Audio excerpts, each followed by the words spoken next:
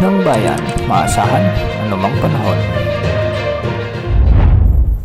Magandang oras po sa ating lahat. Narito na ang latest update sa magiging lagay ng ating panahon ngayon at sa susunod na 24 oras. Sa kasalukuyan nga ay makikita natin sa ating satellite animations na maraming lugar sa Northern at Central Luzon at pati na rin sa Metro Manila hanggang sa Southern Luzon ang may mga makakapal na kaulapan. Ibig sabihin nito maraming lugar ang nakakaranas ng mga katamtaman hanggang sa malalakas na pag-ulan. At ito ay dulot ng tatlong weather systems. So narito ang low pressure area na huling namataan ng Pag-asa sa karagatang sakop ng San Juan, Batangas. Samantala, easterlies naman ang nagdadala ng ganitong panahon sa may silangang bahagi ng Luzon at localized thunderstorms naman ang nagdadala ng mga kalat-kalat na thunderstorms sa nalalabing bahagi ng Luzon. Dahil nga sa umiiral o dahil nga sa low pressure area ay asahan ang maulap na kalangitan na may mga kalat-kalat na pag-ulan at thunderstorms sa buong Metro Manila, sa buong Calabarzon, Bicol Region, Oriental Mindoro, Marinduque,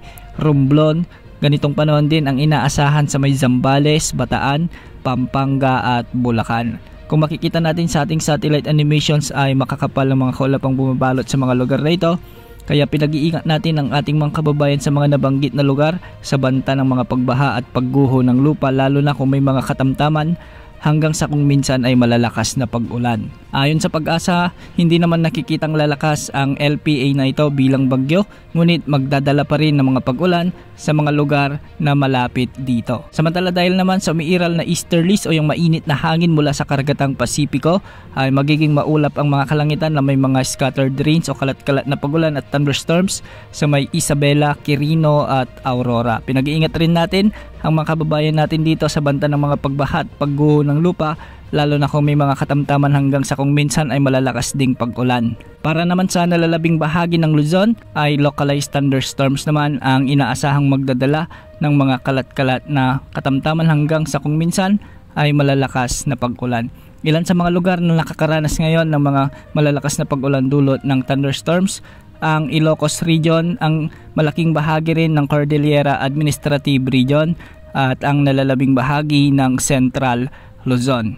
Para naman sa Visayas at Mindanao ay easterlies pa rin ang weather system na nakakaapekto rito, kaya magiging bagyang maulap hanggang sa maulap pa rin ang mga papawirin na may mga kalat-kalat ding pag-ulan at thunderstorms, kaya posible pa rin ang banta ng mga pagbaha at pagguho ng lupa, lalo na kung may mga umiiral na severe thunderstorms. Sa kasalukuyan, wala namang nakataas na gale warning sa anumang karagatang sakop ng ating bansa at ang mga pag-alon mula Luzon, Visayas at Mindanao ay posibleng umabot hanggang 1.8 meters. Wala rin tayong namomonitor na panibagong nagbabandang LPA o bagyo na posibleng pumasok sa ating area of responsibility sa susunod na 3 hanggang 5 araw. Yan muna ang update sa lagay ng panahon. Ito po ang weather update ng bayan, maasahan anumang panahon.